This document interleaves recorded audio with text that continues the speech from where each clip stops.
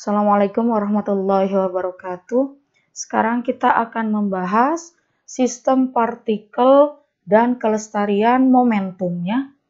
Walaupun pembahasan kita tentang hukum-hukum Newton itu berhubungan dengan gerakan partikel titik, kebanyakan penerapan yang kita lakukan adalah untuk benda-benda besar ya, seperti balok, bola, dan bahkan mobil. Kita akan menunjukkan pembenaran penerapan itu dalam pembahasan kali ini. Dalam pembahasan kali ini kita akan meninjau benda yang besar sebagai sistem partikel-partikel titik dan menganggap bahwa hukum Newton berlaku untuk tiap partikel. Akan ditunjukkan juga bahwa ada satu titik dalam sistem yang dinamakan dengan pusat massa, yang bergerak seakan-akan massa sistem terpusat di titik itu dan gaya eksternal yang bekerja pada sistem bekerja semata-mata pada titik itu, yaitu pusat massa. Gerakan setiap benda atau sistem partikel, tak peduli betapapun rumitnya, dapat dianggap sebagai gerakan pusat massa, ditambah gerakan masing-masing partikel dalam sistem relatif terhadap pusat massa. Kita juga akan memperkenalkan sebuah besaran baru yang penting, yaitu momentum, yang merupakan hasil kali massa partikel dengan kecepatannya. Momentum penting karena momentum total suatu sistem partikel tetap konstan ya, jika gaya eksternal yang bekerja pada sistem berjumlah 0. Seperti halnya energi, momentum adalah besaran yang tersimpan dalam sistem yang terisolasi. Kelestarian momentum sangat bermanfaat dalam analisis tumbukan, misalkan antara mobil dengan mobil atau antara partikel subatomik dalam suatu reaksi nuklir gitu ya. Momentum juga berguna dalam analisis gerakan pesawat jet atau roket ya, dan tolakan senapan. Yang akan kita bahas pertama yaitu pusat massa ya. Terlebih dahulu marilah kita perhatikan sistem sederhana dua partikel dalam satu dimensi. Jika X1 dan X2 sebagai koordinat partikel relatif terhadap suatu pilihan titik asal sembarang, koordinat pusat massanya nanti akan dirumuskan seperti ini ya. M besar X Cm, Cm itu central mass ya, central massa, pusat massa, sama dengan M1 X1 plus M2 X2. Kenapa sampai 2 saja? Ini karena meninjau dari sistem 2 partikel. Kalau jumlah partikelnya banyak, pasti di sini akan dilanjutkan gitu ya. Plus M3, X3 dan seterusnya. M besar di sini merupakan massa total sistemnya. Kalau sistemnya itu ada 2, maka di sini M1 plus M2 ya. Untuk kasus hanya 2 partikel seperti ini ya, maka pusat massa itu terletak di suatu titik pada garis yang menghubungkan kedua partikel tersebut. Untuk partikel dengan massa yang sama, misalkan di sini M1 sama dengan M2, maka pusat massanya ada di tengah kedua partikel tersebut ya, posisinya persis di tengah-tengah. Ini jika M1 sama dengan M2.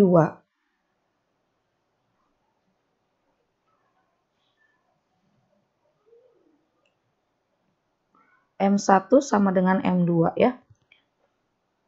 Tapi jika massanya tidak sama seperti gambar 1C ini, maka pusat massanya lebih dekat ke yang partikel yang memiliki massa lebih besar. Jadi ada di sini gitu ya, tidak di tengah-tengah lagi. Nah, jarak antara dua partikel ini misalkan kita sebut D ya.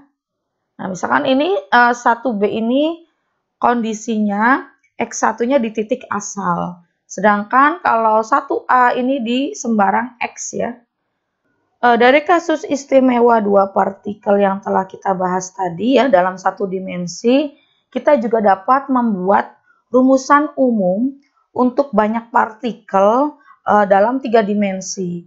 Nah, misalkan kita begini, kita buat rumusan umum koordinat pusat massa untuk n partikel, jadi partikelnya sejumlah n dalam 3 dimensi.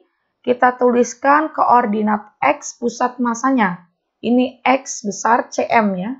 Maka MXCM sama dengan partikel ke-1, posisi partikel ke-1 di sumbu X, M2 itu massa partikel kedua dikalikan dengan posisi partikel kedua di sumbu X sampai massa ke N dengan Xn ya. Ini penjumlahan seperti ini kita bisa ringkas dengan menuliskan sigma ya. Sigma I dari 1 sampai N MI XI. Makna dari tanda sigma ini ya tinggal diganti gitu ya. 1 sampai N naik. Jadi I-nya kita ganti dengan 1 dulu.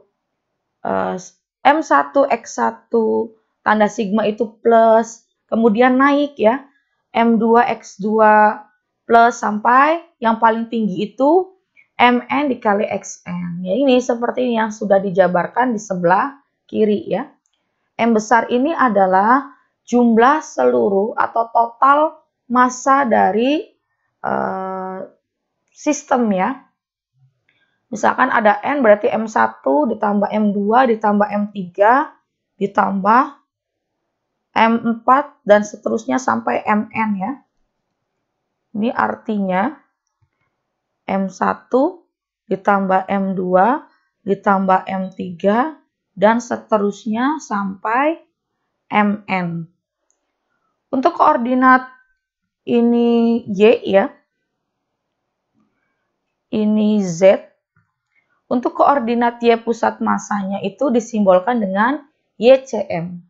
MYCM sama penjabarannya dengan XCM ya. Ini kita tuliskan sigma juga.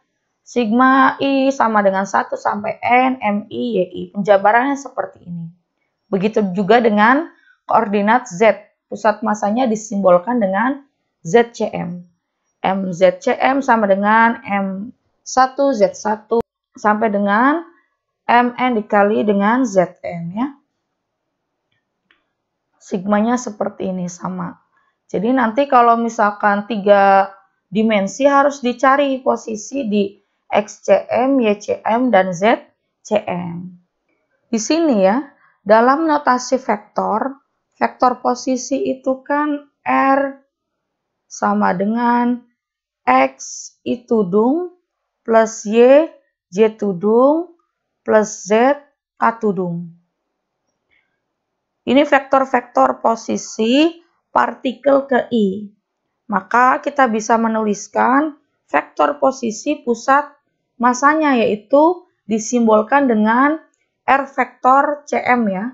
Maka MRCM sama dengan sigma MIRI vektor. Dengan RCM vektor adalah XCM I tudung plus YCM J tudung plus ZCM K tudung.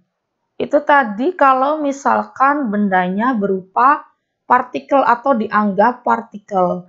Untuk pusat massa benda kontinu, maka rumusan sigmanya ini kita ganti menjadi integral. Dan kita ambil elemen dari benda tersebut ya. Elemen itu bagian kecil dari benda yang akan kita hitung pusat massanya. Nah, di sini karena elemen ini sangat kecil, maka kita sebutnya dm ya, bukan m. Kalau misalkan m itu kan massa keseluruhannya. Dm adalah elemen massa dari yang kita ambil ya. Maka ini m-nya kita ganti dengan dm, sigmanya kita ganti dengan integral. Selanjutnya ada metode eksperimen sederhana ya untuk menentukan pusat massa tiap benda bidang seperti papan atau lembaran logam ya. Misalkan bendanya seperti ini. Nah, benda ini kita gantungkan pada poros tanpa gesekan di sembarang titik benda. Benda ini akan tergantung setimbang dengan pusat massanya tepat di bawah porosnya ya. Jadi jika kita menggambarkan garis vertikal dari poros ke bawah, maka pusat massa harus terletak entah di mana pada suatu titik pada garis tersebut gitu ya. Jadi kita dapat menggantungkan benda dari titik yang lainnya dan menggambarkan garis vertikal kedua dari poros ya, vertikal dari poros. Nanti pertemuan kedua garis ini disebut pusat massanya. Gitu ya. Digantungkan ini digantungkan dulu, ini jadi poros. Kita tarik garis vertikal dari poros ke bawah. Kemudian ini pasti pusat massanya ada di garis ini ya. Tapi kita tidak tahu. Maka kita ganti dengan menggantungkan poros yang lainnya. Yang tadinya poros A kita ganti menjadi poros B. Kita tarik lagi garis.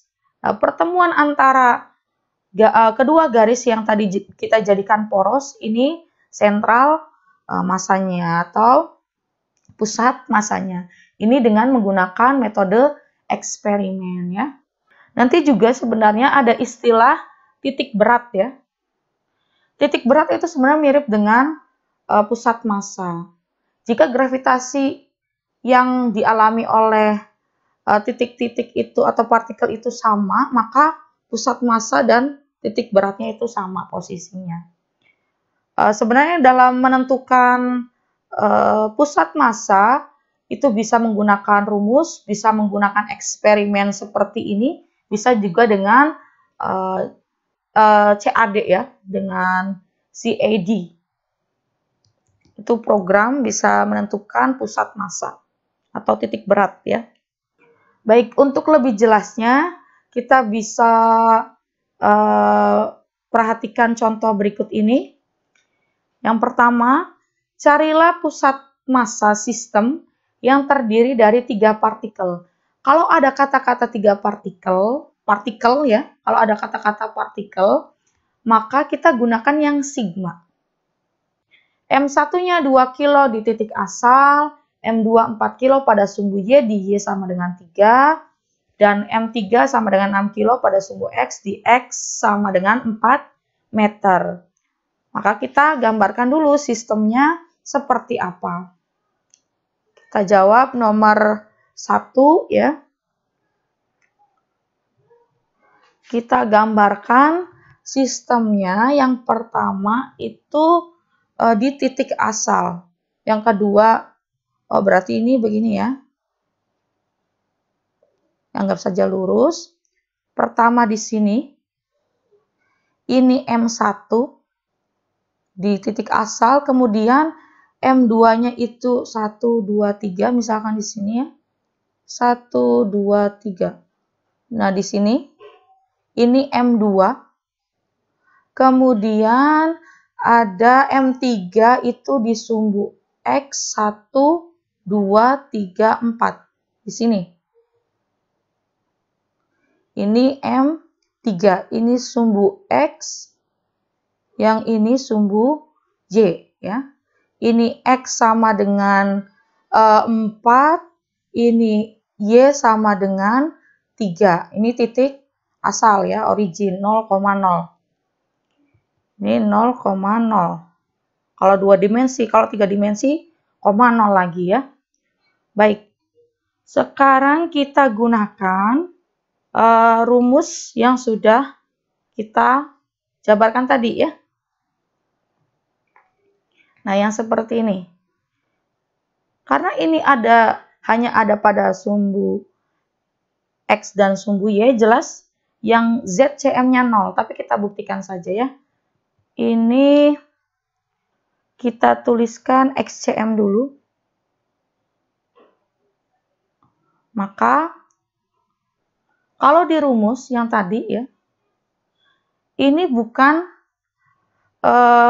MXCM ini bukan pusat masanya itu XCM-nya.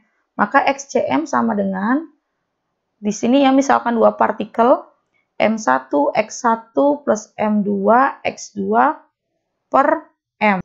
Ini sebagai pusat masanya, ya.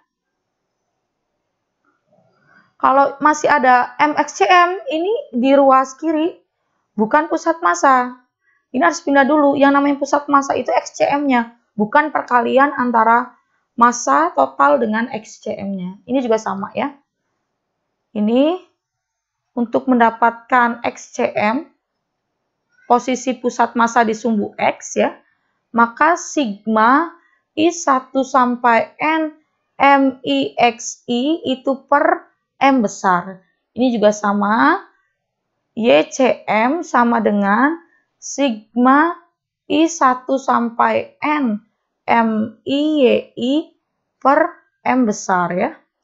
Kemudian ini juga sama, ZCM sama dengan sigma I sama dengan 1 sampai N MIZI per M besar. Jadi ini yang namanya pusat massanya itu di sumbu-sumbunya yang ini. Bukan ketika masih dikalikan gitu ya dengan massa. Baik. Di sini karena bendanya ada 3, maka sigma I1 sampai 3 MIXI per M besar. Ini kita jabarkan sigmanya M1 dikali X1 plus M2 dikali X2 per M-nya itu total dari massa ya. Ini masih ada satu lagi, X3 per M1 plus M2 plus M3. Ini misalkan 3 dimensi, maka ini 0,0,0. Posisi di sini, koordinatnya berarti X-nya 0, Y-nya 3, Z-nya 0 ya. Ini kan X, Y, Z. Untuk M3, ini posisinya 4, Y-nya 0, Z-nya 0. Maka kita masukkan M1 itu 2 dikali X1 itu 0 ya. Ini X, Y, Z. Ini 2 dikali 0 plus M2-nya itu 4 dikali X2 itu 0 plus M3-nya 4 dikali X3-nya itu 4. 4 betul ya. Oh ini 6, maaf. Ini 6, ini 4. Per M1 ditambah M2. Ini 6 ditambah 6 berarti 12 ya. Sama dengan 24 per 12. Hasilnya 2 meter. Ini di XCM. Kita cari YCM. Sama YCM juga sigma dari I1 sampai N MIXI per M besar. Maka ini Y ya, YI. M1 Y1 plus M2 Y2 plus M3 Y3 per M1 plus M2 plus M3. M1-nya tadi 2 dikali 0 plus M2-nya itu 4 dikali 3 ya. Plus M3-nya 6 ya. Posisi Y-nya untuk M3 itu 0 ya. Maka di sini 6 dikali 0. Dikali ya. Per tadi sama saja 12. Hasilnya 12 per 12. Ini 1 meter ya. Kemudian untuk ZCM ini pasti 0 ya, jelas 0. sigma dari I1 sampai 3 MI ZI per M besar.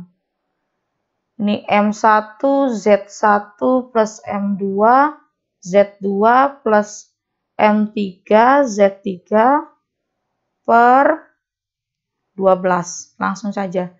Ini 2 dikali 0 plus 4 dikali 0 plus 6 dikali 0 karena tidak ada yang memiliki koordinat di sumbu Z. 12. Ini hasilnya 0 meter. Jadi pusat masanya itu berada di X sama dengan 2, Y sama dengan 1, dan Z-nya 0.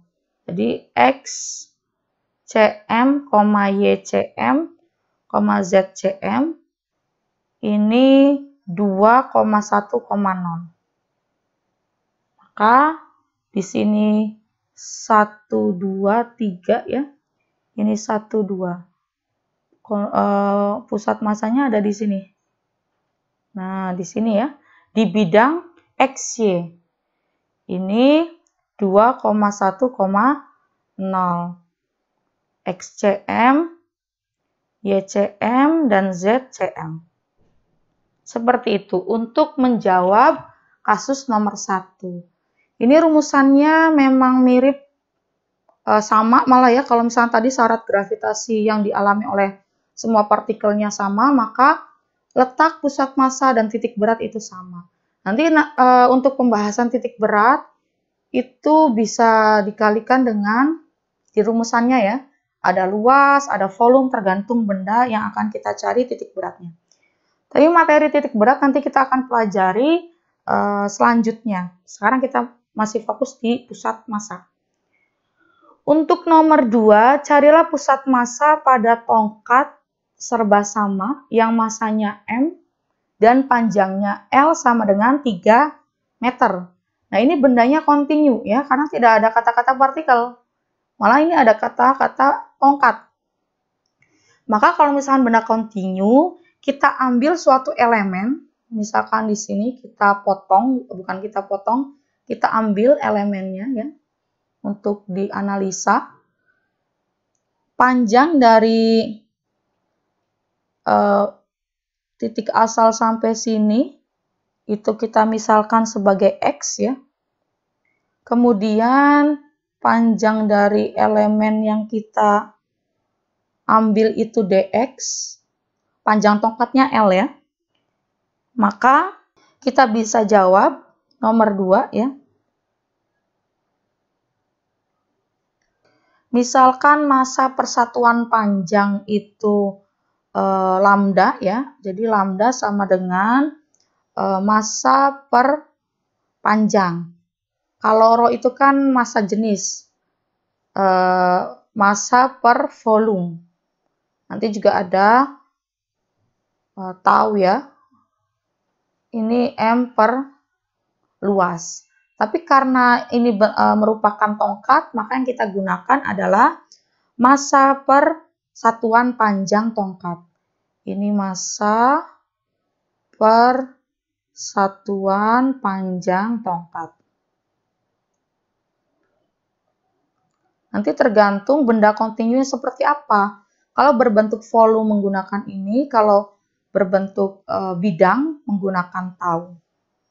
Pada gambar ini DM ya, yang panjangnya dx dan berjarak x dari titik asal. Karena M adalah massa total tongkat, maka elemen yang panjangnya dx-nya kita bisa tuliskan dm sama dengan M dx per L ya. Kemudian di sini M per L-nya bergeser, kemudian dx. M per L adalah lambda dx. Maka kita gunakan rumus ini, karena tongkat hanya berada pada sumbu X, ini ya, hanya berada di sumbu X, maka nanti rumusannya menjadi M XCM sama dengan XDM. Di sini kita tuliskan MXCM sama dengan integral X dm. Batas integralnya, panjangnya tongkat, ini kan 0 sampai dengan L. Maka kita tuliskan di sini 0 sampai L, X dm-nya itu lambda dx ya.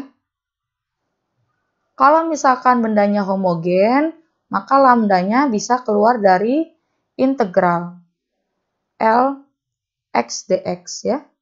Rumus umum integral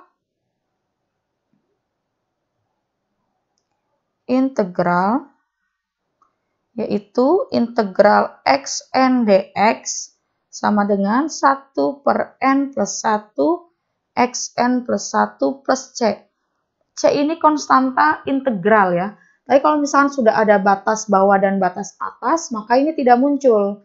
Karena di kasus kita ini sudah ada batas bawahnya yaitu 0 dan batas atasnya yaitu L, maka ini tidak muncul langsung berupa rumusan atau nilai. Maka MXCM ya, saya tulis kembali di sini 0 sampai L X dx ya. Ini pangkat 1, maka lambda 1 per 1 plus 1 X1 plus 1. Ya, sama dengan, ini dievaluasi dari 0 sampai L. Maka lambda 1 per 2 X pangkat 2 dievaluasi dari 0 sampai L.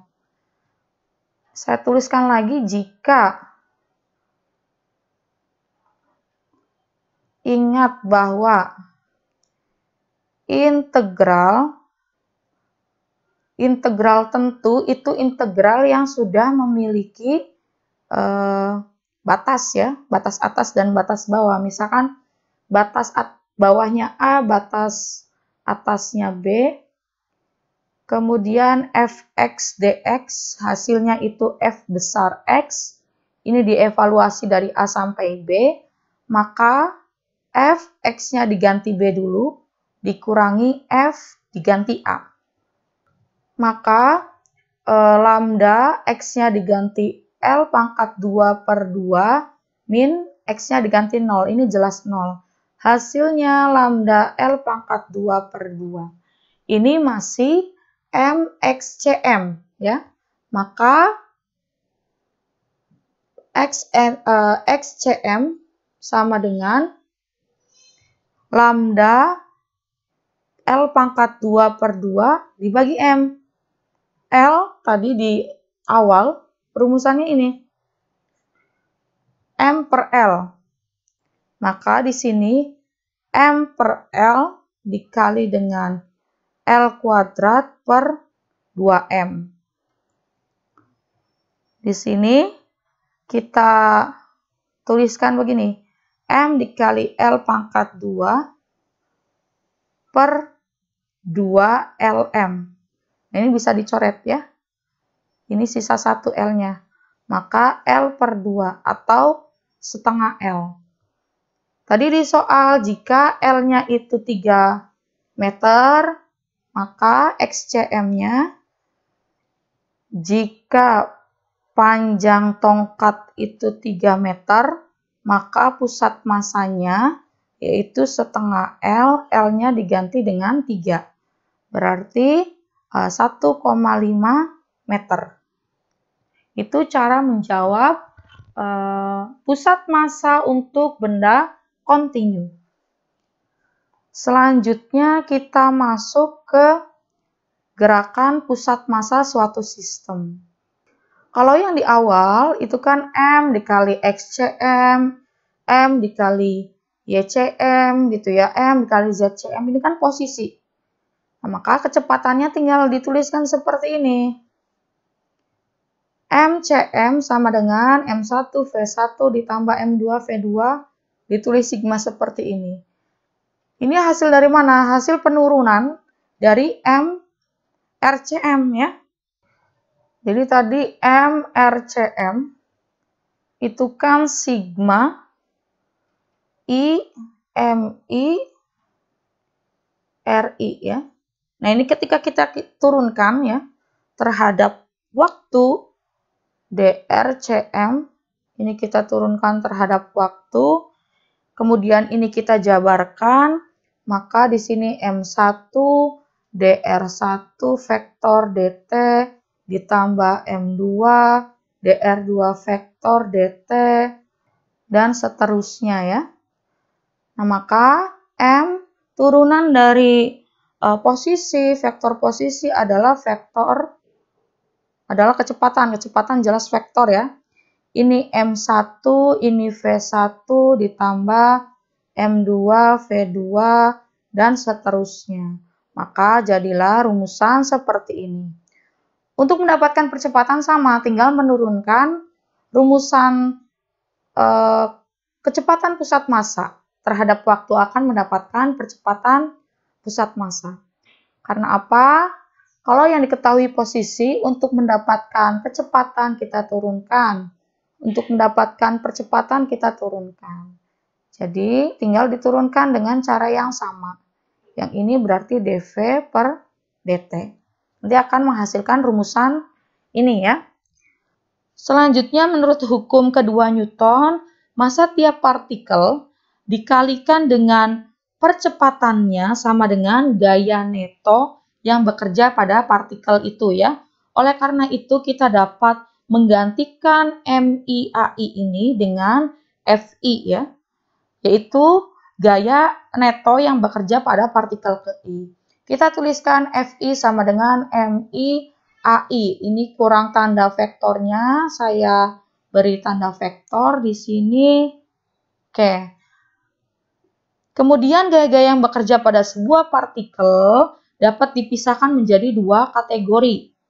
Yang pertama yaitu gaya-gaya internal yang berhubungan dengan interaksi dengan partikel-partikel lain dalam sistem ya. Kita simbolkan Fi internal.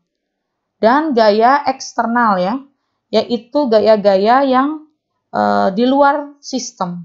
Kita simbolkan Fi eksternal. Dengan mensubstitusikan hubungan ini dengan persamaan sigma MIAI, maka kita peroleh ini MA besar Cm, yaitu percepatan pusat massa sama dengan, kita ganti dengan sigma ya, karena tadi kita substitusikan ini. Sigma Fi internal ditambah sigma Fi eksternal.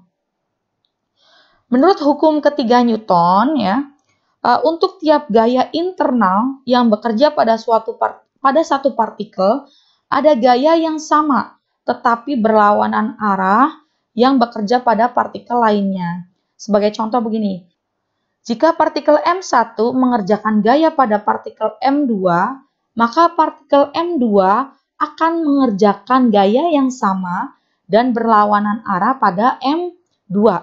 Jadi, gaya-gaya internal terjadi dalam pasangan-pasangan gaya yang sama dan berlawanan arah. Jika kita jumlahkan, ini tanda jumlah ya, meliputi semua partikel dalam sistem, maka gaya-gaya internal saling menghilangkan dan hanya tinggal gaya eksternal saja. Sehingga persamaan ini menjadi F neto eksternal sama dengan sigma IFI eksternal sama dengan M total dikalikan dengan percepatan pusat massa. Persamaan ini menyatakan bahwa gaya eksternal neto yang bekerja pada sistem sama dengan massa total M ya, sistem dikalikan dengan percepatan pusat massa ACM ini.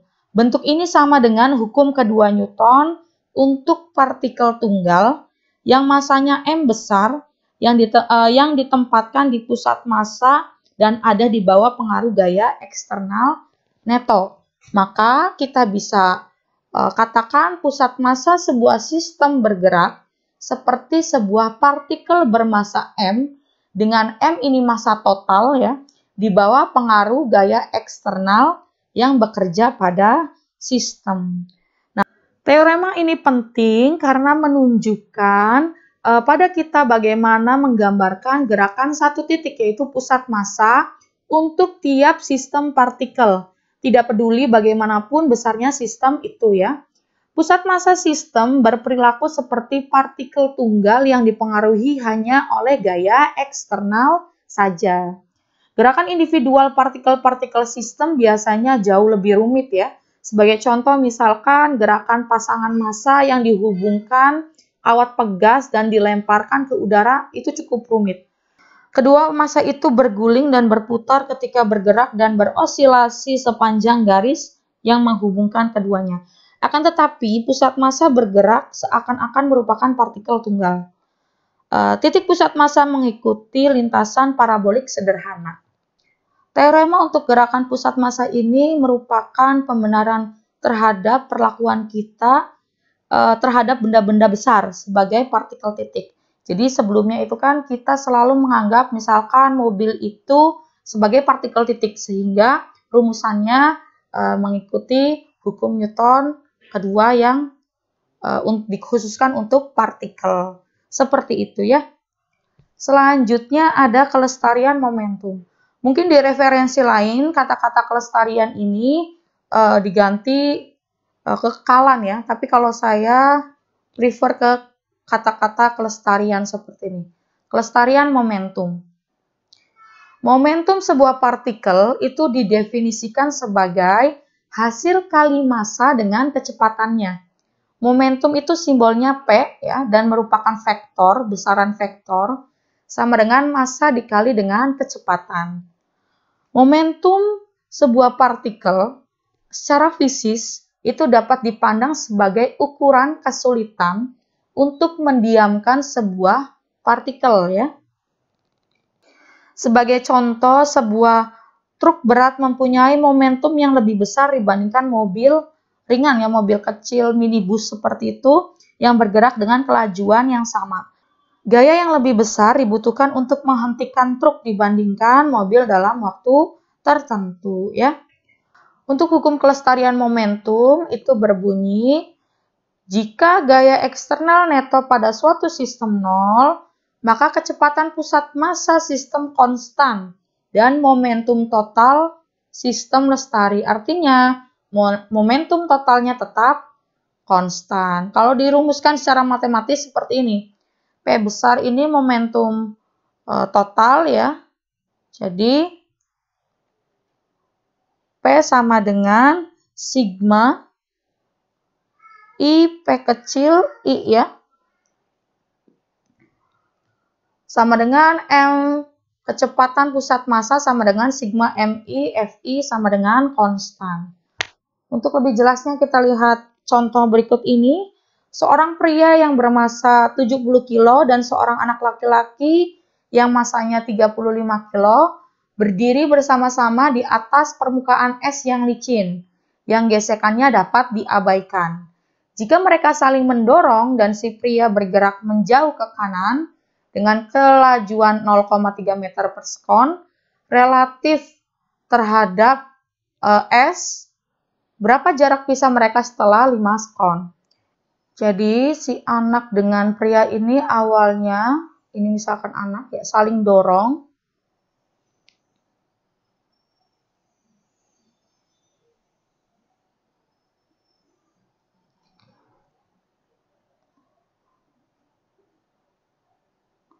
Ini pria misalkan, kemudian si pria bergerak menjauh ke kanan. Ini anak ya, yang pria setelah saling dorong itu bergerak ke kanan dengan kelajuan misalkan Vm ya, M itu men 0,3 meter per sekon.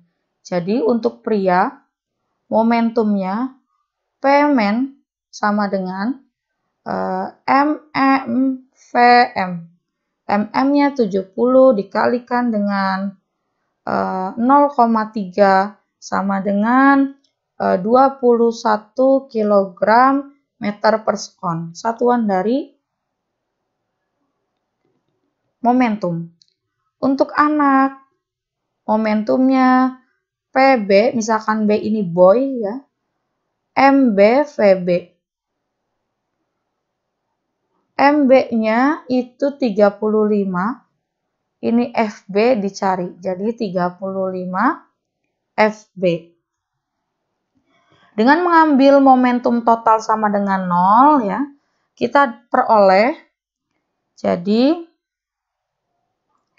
PM ditambah PB itu sama dengan 0. Maka di sini 21 plus 35 VB sama dengan 0.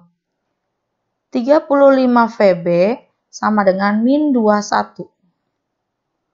Maka VB sama dengan min 21 dibagi 35. Yaitu hasilnya min 0,6 meter per sekon. Berarti anak ini menjauh ke kiri karena tanda negatif. Dengan kelajuannya 0,6 meter per sekon ya.